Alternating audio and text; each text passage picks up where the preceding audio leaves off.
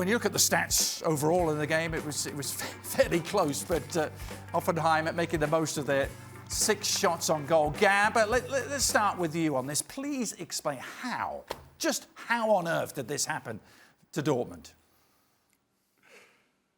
Well, it's remarkable, Adrian, especially when you consider just how absolutely terrible Hoffenheim were in the first half, and really for the first 20 minutes of the second half. You know, he made a bunch of attacking substitutions to Julian Nagelsmann, and then obviously it was one of those things with saturating the post, the chance that was missed by Alcacer.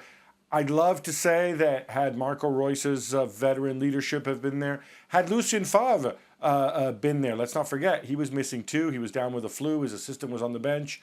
Then maybe they could have settled things down at the end. It's one of those things that I think they need to move on. They need to tell themselves that they were by far the better team. They could have scored 7 or 8 goals, and the ones they gave up at the end were pretty much freak occurrences. I don't know if they'll do that. I'm not going to say it's a turning point in the Bundesliga race, although we'll see Bayern, I guess, in a minute. But this cannot linger in your heads.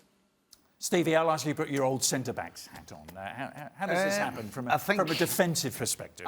To be honest, I think that the problem Borussia have is they're inexperienced at the back. Diallo's early 20s, Hakimi's 20, Weigel's only 23, and then you've got Piszczek on the other side, who's the opposite, who's 33. So you've got 3 guys who I don't think are experienced enough.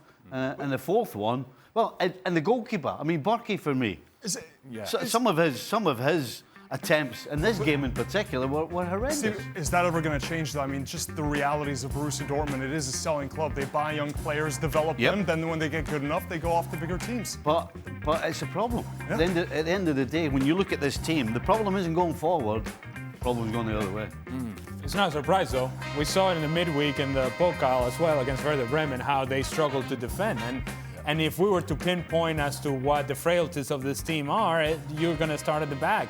And part of that is, yes, the lack of experience, but part of that is recognizing, okay, look, we've given up a goal, it's 3-1. Maybe this is an opportunity, this is a moment for us to just get behind the ball. Hoffenheim is not good enough to break us down. Let's make it difficult for them. Instead, you continue to attack and just keep the game stretched. It's impossible to manage a game when you do it like that, and Borussia Dortmund sees 2 points walk away. That maybe makes them nervous going forward.